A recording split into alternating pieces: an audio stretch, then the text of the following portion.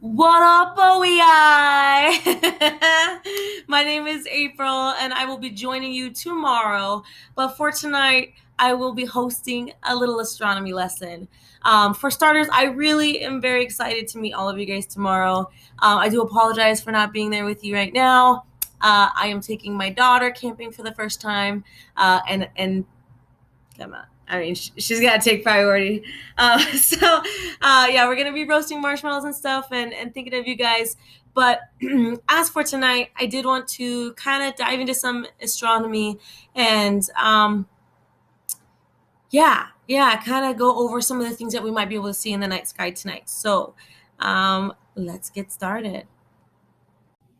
So first thing I know it's super short and there's only a few things. Actually this really cool that was my little mini that has introduction to been on its way some of the things that you can see from our night sky for about 6 years, or going on 6 years. I really wish I was there with you guys. So it's the 2016 AJ 193, and this asteroid has no danger to because this is going to our be the planet, or something. But it is traveling fast. So right before sunrise is when it was going to be the most visible in our night sky. See you later.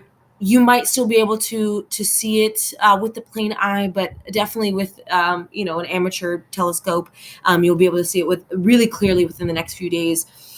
But this asteroid, it's actually traveling at about 58,538 miles per hour relative to Earth.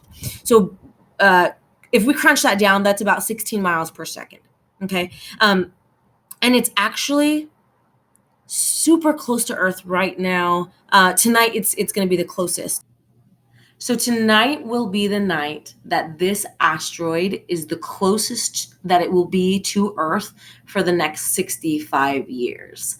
So that is super incredible for us. Even if you can't see it for the naked eye, just to even know that you are sitting under the same sky as this asteroid that people will not see again for the next 65 years. That is just truly remarkable. So with that said, this little guy is about 8.9 times farther away from us than the moon is right now, and that's why it's a little bit harder to see.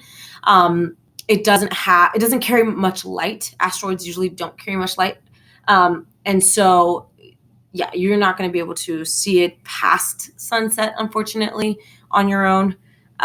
But this figure will show you a little bit more where it is in relation to some of the other constellations in the sky. Okay, great. So this is what we see from our night sky, right? So the prior image was what you would see from space if you could measure it. This is what we are going to see. So right there in Lepus on the bottom right corner of the screen, you can see between the fifth and the fourth points, you can see the asteroid sitting right there, right? So in our night sky, this is actually going to be a little bit south of the celestial equator, and we can talk a little bit more about that in just a moment. But here are some examples. So this might be a good place for us to pause our video and see if we can locate any of these constellations and see if we can actually find out where this asteroid might be sitting.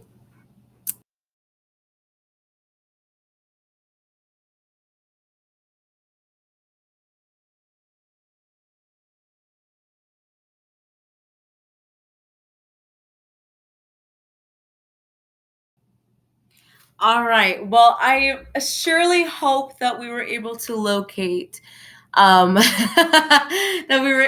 to locate some of those stars.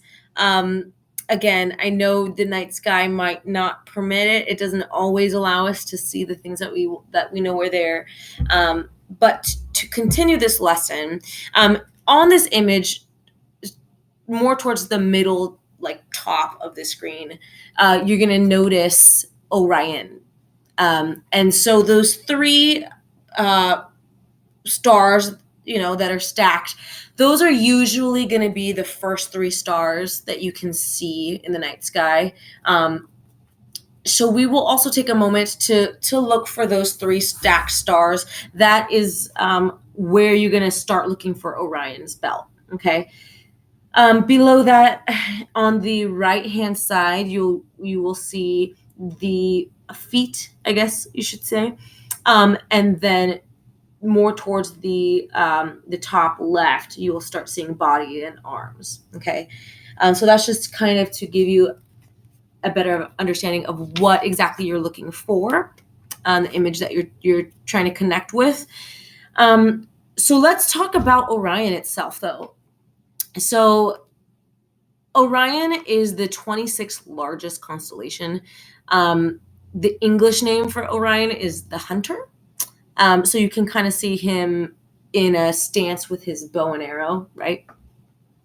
So let's talk about some of the mythology and the history behind Orion. So Orion is one of the only three constellations mentioned in the Bible. The name Orion and the association of these stars with the hunter appears to predate Greek civilization, by a few thousand years, dating back to at least the Akkadian Empire of Sumeria. So although there's no central account of his life, stories about Orion are woven into many classical Greek legends. These stories include several versions of his birth and death and connecting with many other constellations in the sky. But one myth says that Orion was a persistent and unwanted suitor of the god Atlas's daughters. So he was known as the Pleiades.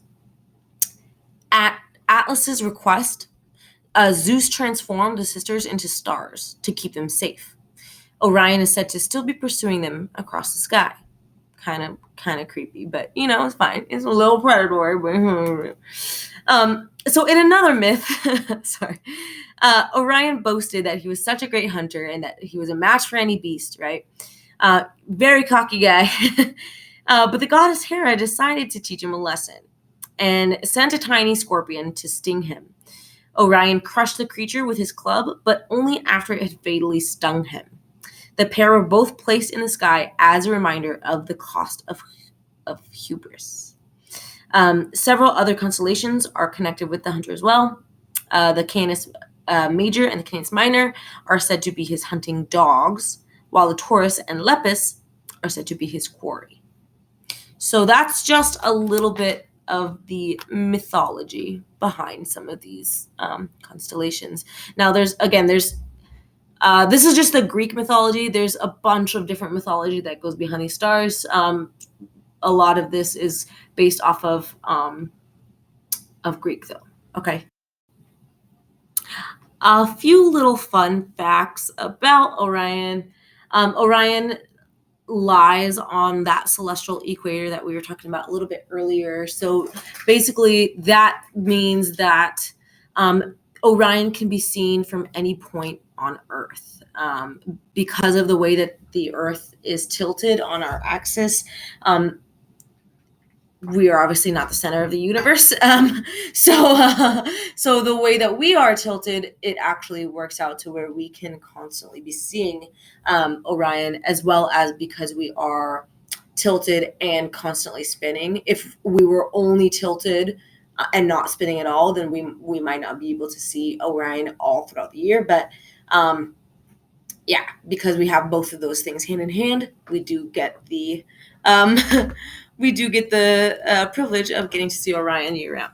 Okay, that's not to say that some seasons are not better for seeing Orion. Definitely winter is the best for seeing Orion. These stars are a little bit brighter, and the night seems to be a little bit darker and clearer to see. But yes. The other points to be mentioned that the stars in Orion are actually named after what part of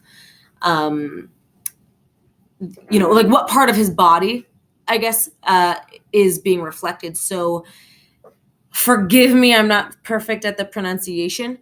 But for instance, I think it's Rigel, I don't know. But the bottom right, is the Arabic word for foot. It looks like Beetlejuice, and it makes me laugh. But it can be found to the right. I'm sorry, scratch to the left of Orion's belt, and it is it looked like Beetlejuice. But it's the Arabic word for shoulder of the giant, right? Al-Natak is Arabic for the girdle. That's his Orion's belt is famously in English. Bellatrix is the Latin word for warrioress. Warrior-S. Thank you. And Al-Nalam is Arabic for the string of pearls. So you might not be able to see all of those points on this particular image, but it's important to note that Orion's story came from Greek mythology, right? But then the names of the stars included in this constellation, most of them come from the Arabic language. So, that is something that you will see reoccurring. Lots and lots of Greek mythology when it comes to astronomy. And then when it comes to naming of the stars, a lot of these names are going to be in Arabic or Latin. Okay. So I know it's super short and there's only a few things, but that was my little mini introduction to some of the things that you can see from our night sky tonight. I really wish I was there with you guys. I hope you guys roast marshmallows, sing songs, get to know each other, because this is going to be the start of something really, really fun. And I cannot wait to join you guys on Sunday. All right. See you later.